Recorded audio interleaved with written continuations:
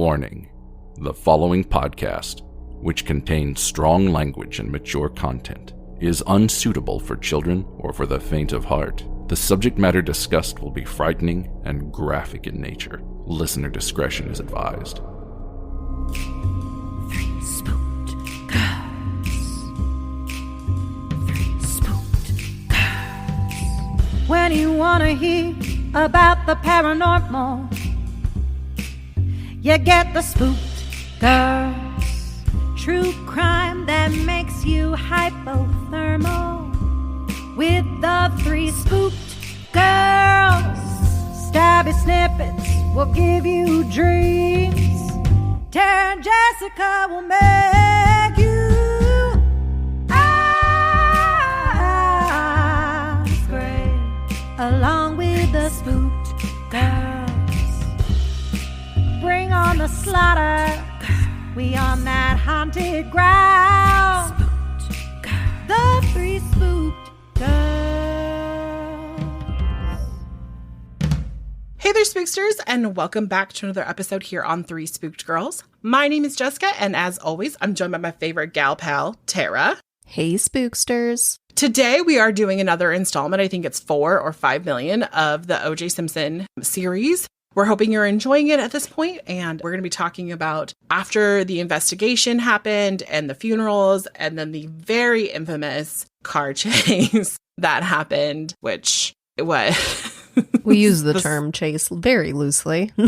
It is. It's the you know what it is? It's the police crawl. Yeah, pretty much. It was the slowest one in history, and it's been pretty crazy. So let's get right down to it.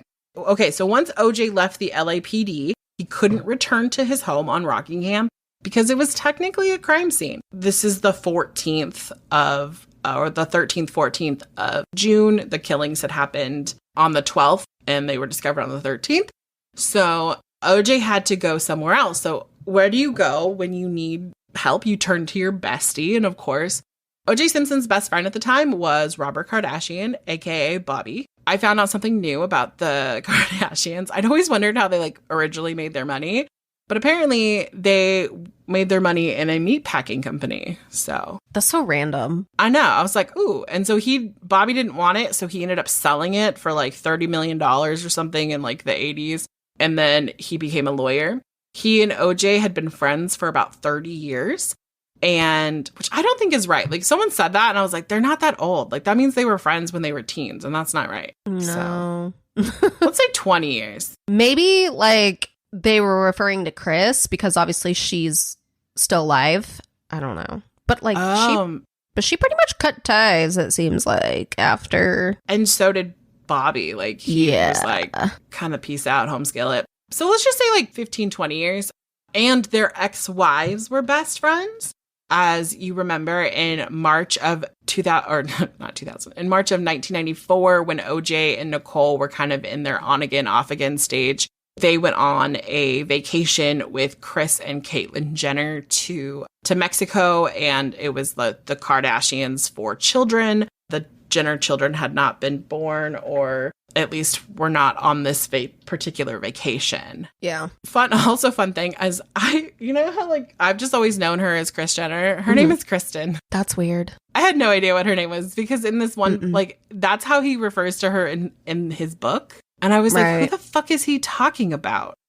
And then I realized that it was Kris Jenner. And I was like, oh, damn, I should have known this. Right. So OJ and his kids went to Encino to stay at Robert Kardashian's house. And in the drama series, and I'll mention this later, basically Bobby Kardashian is like, no, OJ, not in Kimmy's room. But there's some debate that it was actually Khloe's room that he was staying in. So that OJ was set up in the girls' rooms. One was his and then one was his children. So they were staying there. Howard Weitzman, who, if you remember from the previous episode, was OJ's lawyer. But because he allowed OJ to speak to the police without representation, Bobby Kardashian and Skip, who is his kind of business manager / entertainment lawyer, was like, you need to get the fuck away from Howard Weitzman. Who lets your client talk to the police without Because all he was like is just give me the recordings. He was like, just give me the recordings.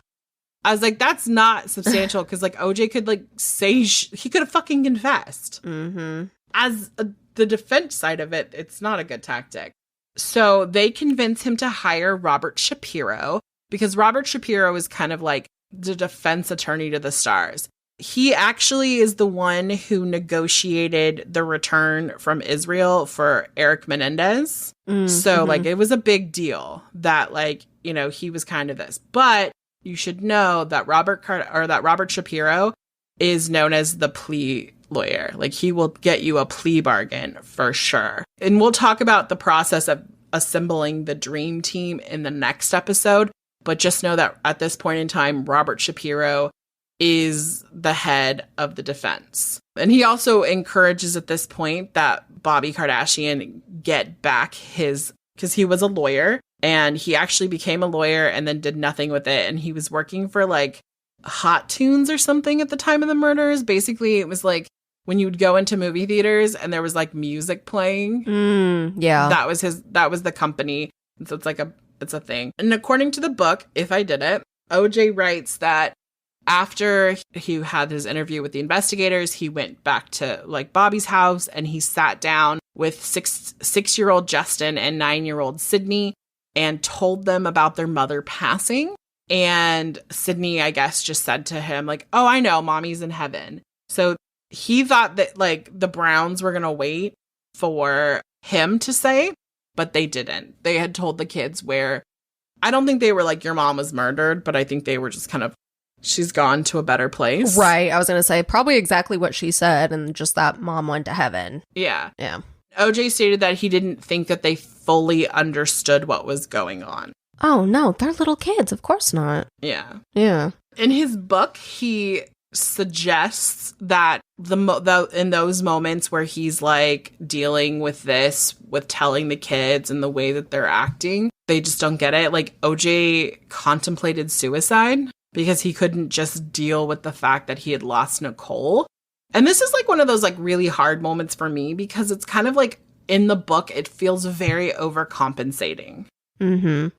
OJ was like, I got to get my kids. I got to take care of my kids. Everything is about my kids. Like when he's arrested, he talks about how he needs to get home to his kids.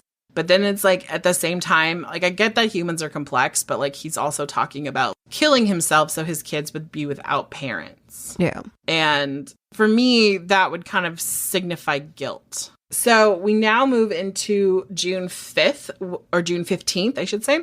And this is just a few days after the slayings. Nicole's wake is held, which I was like, that's such a fast turnaround. So fast, especially because it's like, it's a murder scene, whether they believe it's OJ or not at that point. It's like, it makes me wonder if the autopsies and stuff were rushed, maybe. Well, I was going to talk about this in a later episode, but I will say here, no, it's totally fine. This is appropriate right here. In a documentary I saw where it's Tom Lang talking about like this, apparently they had the criminologist on site at the scene and he took a bunch of samples and those are the samples that were used throughout the trial because once the bodies made it to the coroner's office, there wasn't a criminologist on staff that was on duty at the time. Yeah. And the assistant to the like coroner washed the bodies. Why? To prepare them for their autopsy / burial. I don't know. Maybe I just don't understand like that protocol, but that just seems like it just seems weird to do it so early. Like I think it was totally a mistake. Like I don't think it was meant to happen then, but they were like, shit, this shouldn't have happened. Yeah, and it's like once it's happened, like they can't undo it. Right, exactly.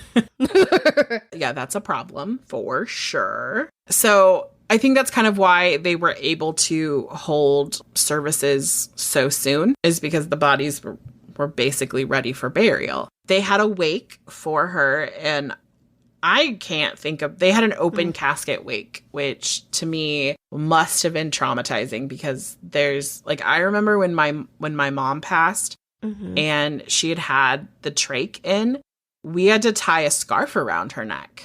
You know, we had to tie a scarf around her neck because of the hole that the trach left. Yeah, no, for sure.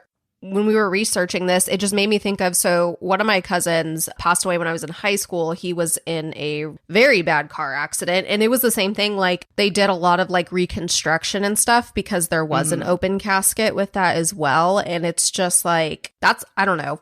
I get it because it's like that gives closure to the family. But for me personally, it was just like extra traumatizing. I don't know if that's like, if you had those feelings as well, or if it was more like just, I don't know. I mean, I think also like with my mom who had the trach. Yeah. That was a little traumatizing because it was like to see her laid to rest, like imperfect. Yeah. But like with my dad and my biological mom, it was a little different because they didn't have any kind of like external issues. So my dad, like they did a really great job on my dad. He just looked like he was sleeping. And that kind of like traumatized my nephew a bit. Sure. Yeah, because how old was he? Let's see. In 2017. How many years ago was that? Pretty young. He was like 11. Okay. Oh, he was like 10.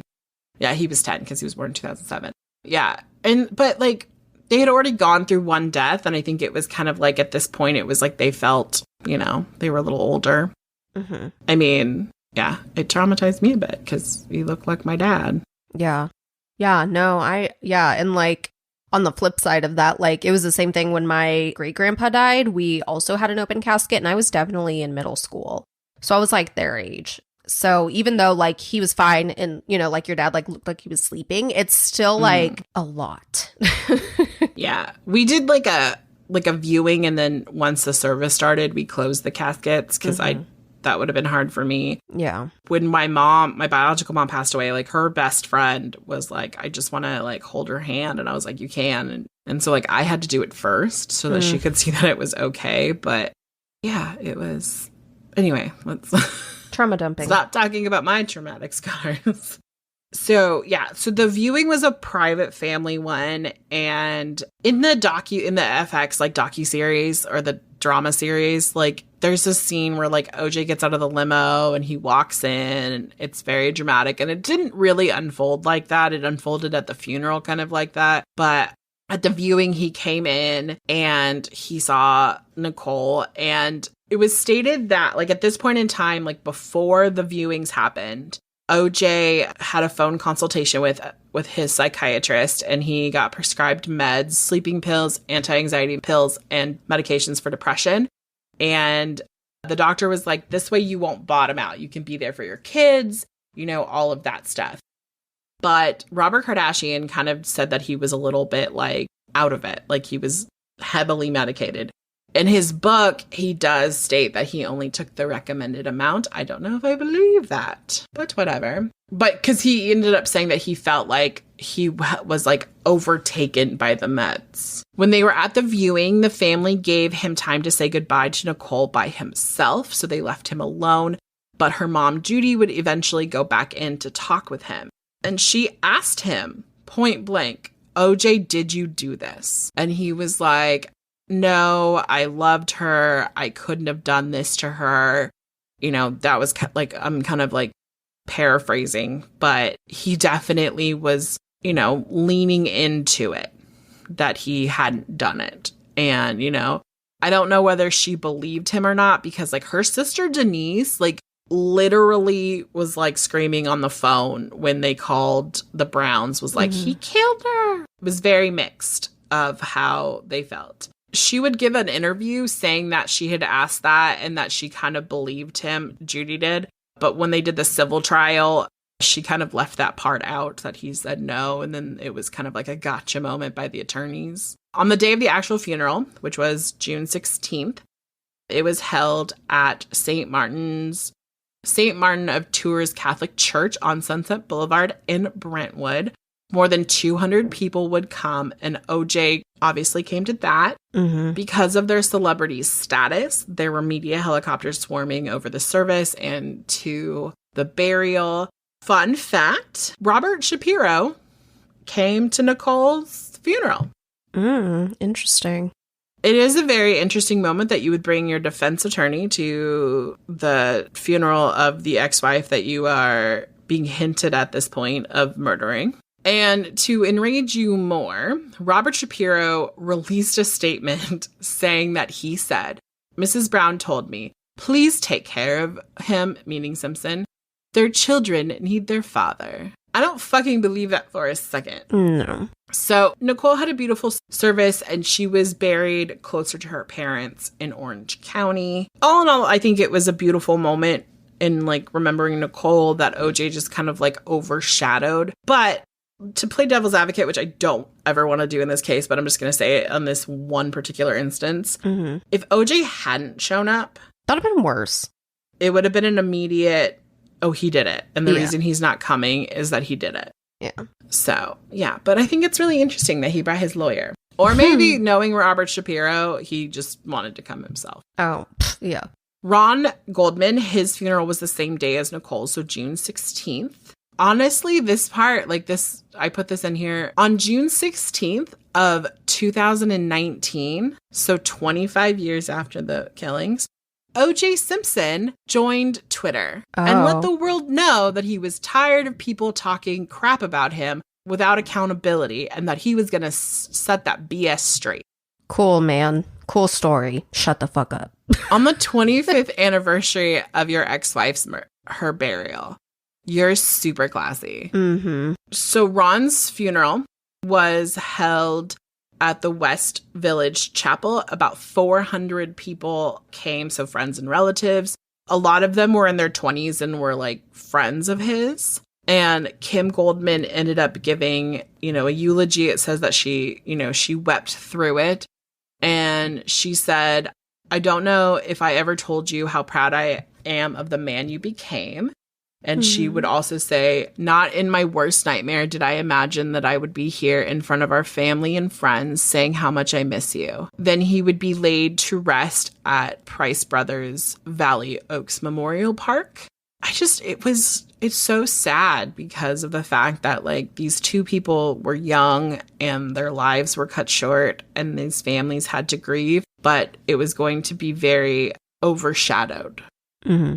Robert Shapiro, to not be outdone again, definitely gave a statement about, because there was the possibility of exhumations because of the whole, like, how fast the funerals happened.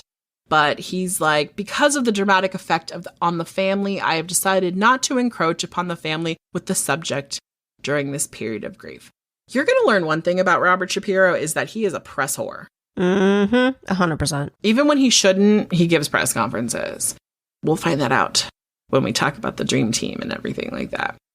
After the funeral, OJ returned back to Bobby Kardashian's house in Encino. And according to Bobby, he grew very depressed. The next day, on June 17th, an arrest warrant was issued with the charges of first-degree murder for Ron and Nicole. Tom Lang and Philip Van Adder would call Robert Shapiro to arrange the surrender of O.J. Simpson. They called him at 8:30 in the morning. Bob Shapiro gives this big fucking speech about how you can depend on me. I've done this so many times. He's going to bring up the Menendez thing so many times. I arranged for the return of Eric Menendez from Israel. Like this whole big thing. Mm-hmm. He pontificates so fucking much just so that everyone knows. And he assured them that the time that they gave him at 11 a.m. that he would have OJ there. But he doesn't even arrive to Robert Kardashian's house until 9:30. So that's like a whole hour gone, which means he has an hour and a half to do all of this work. In the docudrama, it's like, John Travolta as Robert Shapiro was like, we have a lot of work to do in a very short time. So basically what ends up happening is Robert Shapiro gets doctors to come out, both like medical doctors and psychiatrists to come out to, do a full workup on OJ because they're stacking their defense. And this is taking some time. Bobby Kardashian says that OJ is lethargic because he's like barely moving because he's, so heavily medicated. In the docuseries, he's literally in bed with Paula at that point. And they get him up and out, and the process that, Shapiro had set up was taking a lot longer than they thought. OJ needed frequent breaks. He just couldn't, sit with the doctors and do all this stuff for an hour and a half. So according to most timelines, after the doctors finished, OJ went back up to his room, and this is where he writes the 3 infamous letters that he seals and hands to Bobby and tells him to, like, open afterwards. And Kardashian is like, well, I don't know what the fuck you're talking about. Like, what do you mean after? In OJ's book, he says that he writes the letters and that he's getting ready to go in with Robert Shapiro.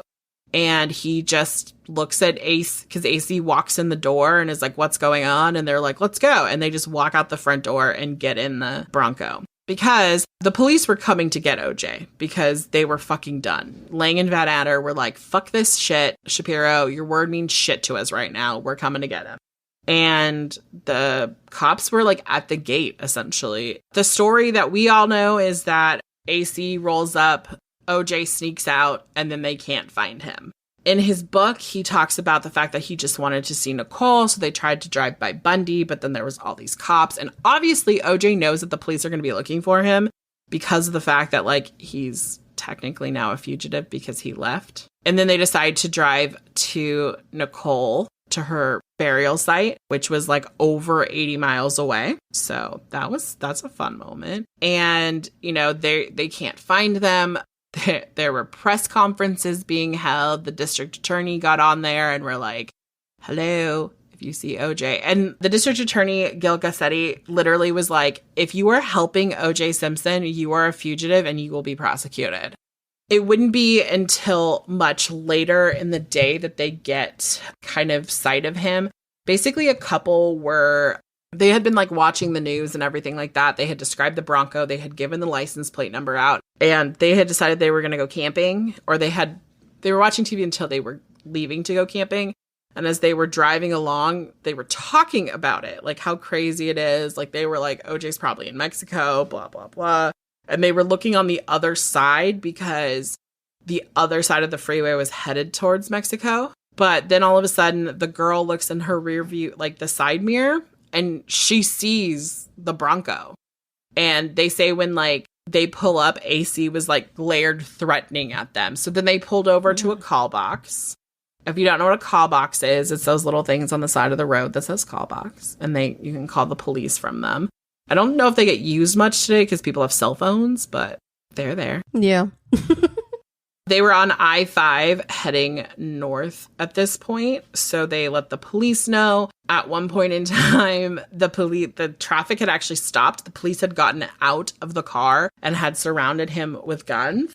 But AC went like literally crazy. He was like smacking the steering wheel and the door with his hand, and he was like, get back, he has a gun. And they could see in the backseat that OJ is sitting with a gun to his head. So at this point, they're like, you know, we can't really fucking do anything. Like, we can't do anything.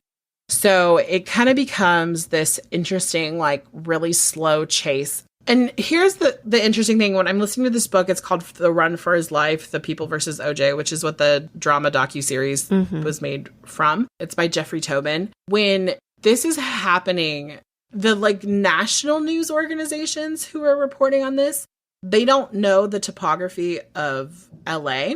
So they're just guessing where OJ is going. So they're actually sensationalizing OJ as like running, but OJ was literally driving back to his house. And so all the local news people were like, oh, he's headed back to Brentwood because they know where he's going. But like, I'm terrible at geography.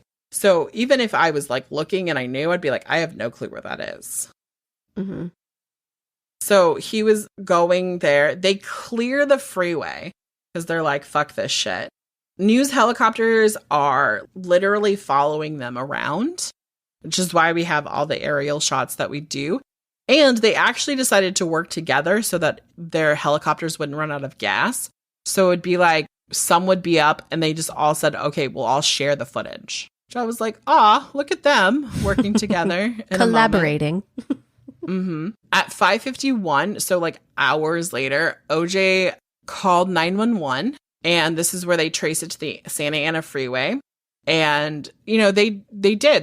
Both AC and OJ spoke to police and law enforcement over the phone several times.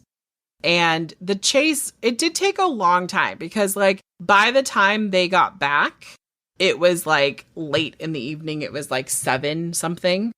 or it was almost 8. So it was like 7:45, 7:50 when they got back. It was also noted that people were watching on the freeways because of the fact that it was being televised, this chase. Local people knew where they were going, so they would show up with signs that said like, "Go OJ" or "Free OJ," and they were kind of cheering him on as they were going. It was also stated in OJ's book that he had planned to kill himself, but when he heard Gail Garcetti on the radio talking about him and it made him mad, he decided to like not kill himself because he needed to set the record straight. Interesting. While OJ is on the run, Robert Shapiro holds a press conference because, you know, that's his hobby. Mm-hmm. And he talks about OJ and the state of mind. It's really interesting because, like, there's something that Shapiro does, which I think is weird, is that he, when asked, like, how was OJ's state of mind, or did you talk to OJ? He basically said that OJ thanked him for all the work he had done. He'd been employed for like 48 hours. And then his big move was to have Bobby Kardashian read the suicide note. And this suicide note, it's really weird. It's something. Yeah, it goes, "To whom may it concern? First, everyone understand I had nothing to do with Nicole's murder. I loved her, always have, always will. We had our problems, and it's because I loved her so much. Recently, we came to the understanding that for now, we were not right for each other, at least for now. Despite our love, we were different, and that's why we mutually agreed to go our separate ways. It was tough splitting for the second time, but we both knew it was for the best. Inside, I have no doubts that in the future, we would be close friends or more. Unlike what has been written in the press, Nicole and I had a great relationship for most of our lives together.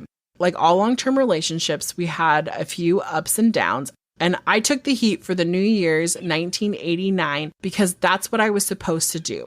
I did not plead no contest for any other reason but to protect our privacy and was advised it would end the press hype, which it kind of did. So he wasn't totally wrong. I don't want to belabor knocking the press. Okay, first and foremost, I want to say this. It was stated later that news outlets actually edited his letter. Oh, really? That if you see the written copy, it's not this nice. Or that when Robert Kardashian read it out loud, he edited it to make OJ sound more literate than he was, because there was the rumor that he was not literate. So I don't want to belabor knocking the press, but I can't believe what's being said. Most of it is totally made up. I know you have a job, but as my last wish, please, please, please leave my children in peace. Their lives will be tough enough. Because the narcissist was like, oh, my death will bring havoc to my children. Mm-hmm. I want to send my love and thanks to all my friends. I'm sorry I can't name every one of you, especially AC Man. Thanks for being in my life. The support and friendship I received from so many. Wayne Hughes, Louis Marks, Frank Olson, Mark Packer, Bender, Bobby Kardashian.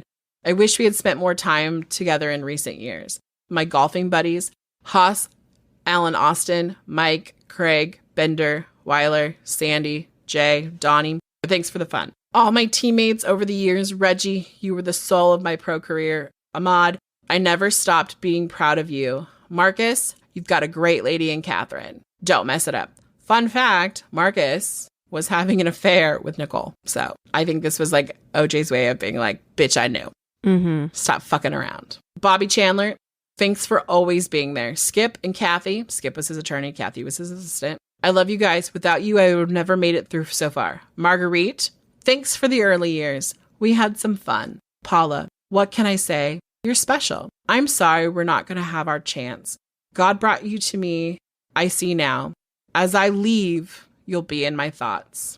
I think of my life and feel I've done most things right. What the outcome, people will look and point. I can take that. I can't subject my children to that. This way, they can move on and go through their lives. Please. If I've done anything worthwhile in my life, let my kids live in peace from the press. From you, the press, is what you're saying. I've had a good life. I'm proud of how I lived. My mama taught me to do unto others, and I treated people how I wanted to be treated. I've always tried to be up and helpful, so why is this happening? I'm sorry for the Goldman family. I know how much it hurts. Nicole and I had a good life together. All the press talks about our rocky relationship was no more than what every long-term relationship experiences. All her friends will confirm that I have been a totally loving and understanding of what she's been going through. At times, I felt like a battered husband or boyfriend, but I loved her. Make that very clear to everyone. And I would take whatever it took to make it work. Don't feel sorry for me. I had a great life, great friends. Please think of the real OJ and not this lost person. Thanks for making my life special. I hope I helped yours. Peace and love, OJ. And in the fucking O, the fucker drew a happy face. Bruh. Can we go back to the line where he goes, at times I felt like a battered husband and boyfriend? Yeah, that is so ingrained in my brain. Like, there is not anything more narcissistic. I'm sorry. You're the fucking... not saying Nicole was a perfect person. She was human. But it's like, you were the abuser. And there is fucking proof. Like, Jesus. Right. If you are lucky enough to never have been in contact with a narcissist, this is a great example. Just saying. Yeah. It's like, he's being accused of fucking killing her. And he's like, actually, I'm the victim. Then why weren't you the one calling the cops, OJ? So how did she magically get all of these marks and stuff on her? Interesting. Well, because men don't call the cops. I mean, that was completely rhetorical. I don't buy a word he fucking says. Oh, I know. I hope my tone conveyed I was being sarcastic, because I don't believe it either. No. Yeah. And I mean, and it was like this whole thing, like Nicole had complained and had made numerous police had come out, but he was a celebrity. Yep. Every single 911 call she makes, she says, OJ Simpson, you know who he is. Mm-hmm. And they do. Yeah. And they did. And they just brushed it under the rug because he was OJ Simpson. He had the run. He was a great football player. He was a movie star. He was all of these things. And that's true. He is all of those things. Mm-hmm. But he is also a violent man. And he's proven that time and time again in his life. Yep. If you don't believe that OJ killed Nicole and Ron, we're never going to change your mind about that. But he's been violent his whole life. He was in a gang in high school. He beat people up then. He talks about it. He brags about it. Then he did the Vegas thing. So I don't know. It's too coincidental. Anyway, that's all. Yeah, exactly. So OJ arrives back he actually goes to Rockingham. And he's been talking to Lang and Van Adder. And he's like, I just want to talk to my mama. And so he gets back to the house and they pull, like, basically AC, like, to get to the house. It took so long because of the fact that there were so many people in the street. And, they start this is where we start talking about the polarized. It's basically like, it was so polarized. The divide between who thought he was guilty and who thought he was innocent really came down to what ethnic group you belong to. There's no other way of putting it. And people were like, on both sides were there. They were, there yelling to let him go, that he's innocent. And then people were there, demanding that he be locked up. And it took forever to get into Rockingham. And they get into Rockingham and they pull into the driveway and AC turns off the engine and it's kind of this standstill. Like, nobody gets out. AC does get out, but then he sees a sniper like on a wall and he gets back in. He's yelling, they have a gun. And the LAPD had to be really careful because this is 1994. In 1992, they had the Rodney King riots. So, the fact that OJ was a black man was front and center in this case. Mm-hmm. And the way that the police interacted with him had to be different because of the fact that they were afraid that it would explode and be like the Rodney King riots again. Mm-hmm. So they were like, you can't be trigger happy. And AC's yelling, they have guns. At one point, his son Jason comes out. Apparently, he had an estranged relationship with him off and on. And so he comes out and AC is like shoving him away, like, get back. Eventually, AC gets, like, they convince AC to get out and come inside. And when they do, they, like, basically arrest him. Mm-hmm. He was arrested and held on $250,000 worth of bail. Because he was driving OJ around. Aiding and abetting a fugitive. He committed a crime. And then OJ took time to get out. In the drama series, he gets out and someone draws a gun on him. I've kind of heard from more reliable sources that didn't happen. But basically, he's holding he's holding pictures of his family. He gets out. He goes inside Rockingham. And mind you, it takes them an hour to get him out of the car. So they get back at 8. He doesn't get out until about 9 a.m. or 9 p.m. Sorry. So it's dark at this point. They told the police, they told all of the helicopters they could have no lights. They were not allowed to shine their lights down because they did not want any, if something happened, because they were OJ was I have a gun to my head. I'm going to kill myself. And what they didn't want is that to be captured on video. Oh my gosh, no. Because his kids would have seen that. Exactly. Yeah. I actually, you just said that, and I think, with all of the images of Nicole online, I really hope her kids have never Googled it. Yeah. So OJ gets out. He goes inside. He basically collapses into a police officer. He begins to apologize to all of the police officers there. I'm really, really sorry. They arrest him, and they take him in, an unmarked car away so that they can't see him. OJ, he gets booked. There's a very infamous mugshot, which is doctored by Time Magazine. They actually made the decision to do the contrast of the picture to make him look darker. Yeah, I don't know why. To make him look more menacing. They made the whole picture look darker. Yeah. Which really kind of does feed into that whole, this was a case of race. Because it's literally the first kind of proof of this is Time Magazine and what they do. And that's the thing, that's something to not deny. That is very apparent, and we'll obviously talk about this more when we get to the trial. Yes, it is there, and there are racist pieces of shit in this case. But for sure. Yeah. So OJ is has to spend the weekend in jail, and he is arraigned on, I think it's the 21st, so Tuesday.